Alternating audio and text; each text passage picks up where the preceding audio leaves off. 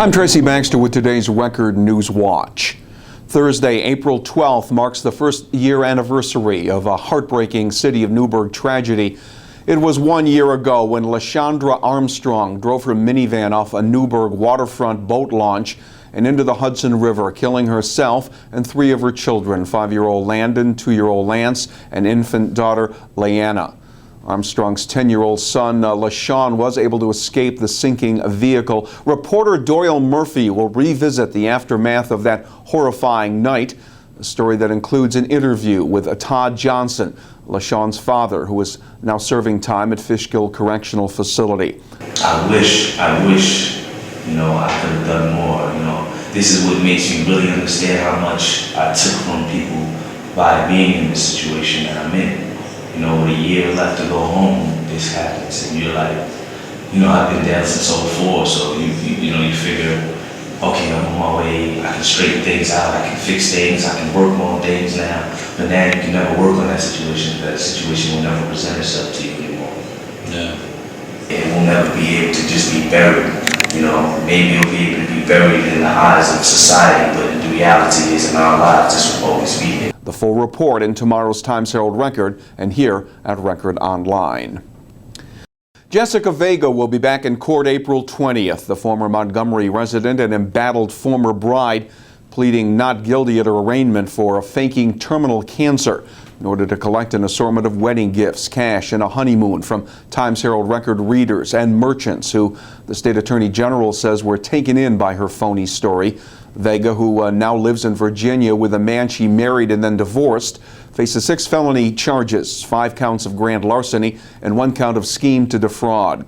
She's being held on $10,000 cash bail. Each felony count carries a maximum penalty of 4 years in prison. Some of those who allegedly were duped now say they hope she receives mental help and makes full restitution. State Attorney General Eric Schneiderman said by pretending to have a terminal illness, Vega took advantage of the community's hearts and minds and profited from their generosity. Didn't take police in Ulster County long to track down 3 suspects following a robbery at a Sawyer Savings Bank branch in Saugerties Tuesday afternoon.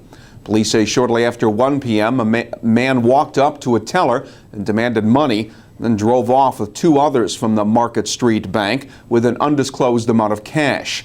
Less than 2 hours later, police arrested 27-year-old John Streb Jr. and 31-year-old Ryan Novick, both of Rochester, and 29-year-old Amy Muse of Albany. All 3 were charged with first-degree robbery. There were no injuries, and there was no word on whether any weapon was shown during the heist. The work began almost a year ago, and now comes word that the replacement of a major sewer line and old water pipes in Middletown's Sterling Street neighborhood should be wrapped up by the end of next week. The $3.2 million public works project did prompt complaints from some residents in the area, not happy about elevated dust levels, noise, street closings, and detours. Resurfacing of the torn up streets and replacement of broken sidewalks will be done in the months ahead once the road binding settles. The sewer line replacement will bring to an end a long-standing problem with overflowing sewers during periods of heavy rain. And while some residents have complained, one man I spoke with today said the inconvenience is the price you pay for progress. 25 counties in the state, including 2 in our area that sustained millions of dollars in flood damage from tropical storms Irene and Lee, will be getting more help from state government.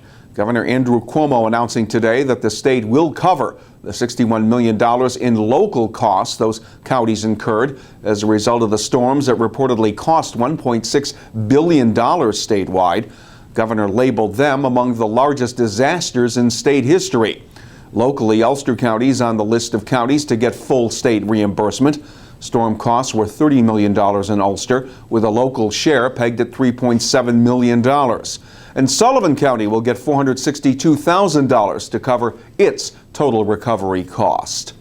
1 down, 3 more to go. U.S. Marshals have located another of the 33 people targeted in a major Middletown drug and gang raid back on February 9th. 18-year-old Claudus Wilson was taken into custody in the Washington Heights section of Manhattan early this morning.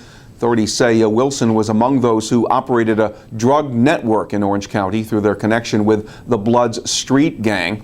Wilson will face federal drug charges. His arrest leaves 3 remaining fugitives: 31-year-old Wilfredo Gonzalez, 27-year-old Kevin Williams, and 18-year-old Tayshawn Fields.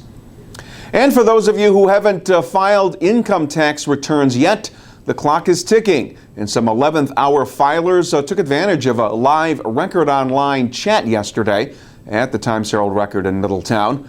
Tracy Badgley, a partner with the Levitan, Yegitis & Associates accounting firm, fielded an assortment of questions from our online readers. She says we need to be aware of the upcoming deadline and what it means. So you can file an extension, but you have to be aware that an extension of time to file is an extension of time to file not to pay. So you need to estimate your taxes, and you need to pay in the taxes to the IRS by April 17th. And for those in financial distress, an IRS policy change could ease some of the pain. People aren't having the money, and it used to be that you can get an installment agreement if you owed less than $25,000. Now if you owe up to $50,000, the IRS is being more lenient in giving you an installment agreement to pay on those terms over 5 years.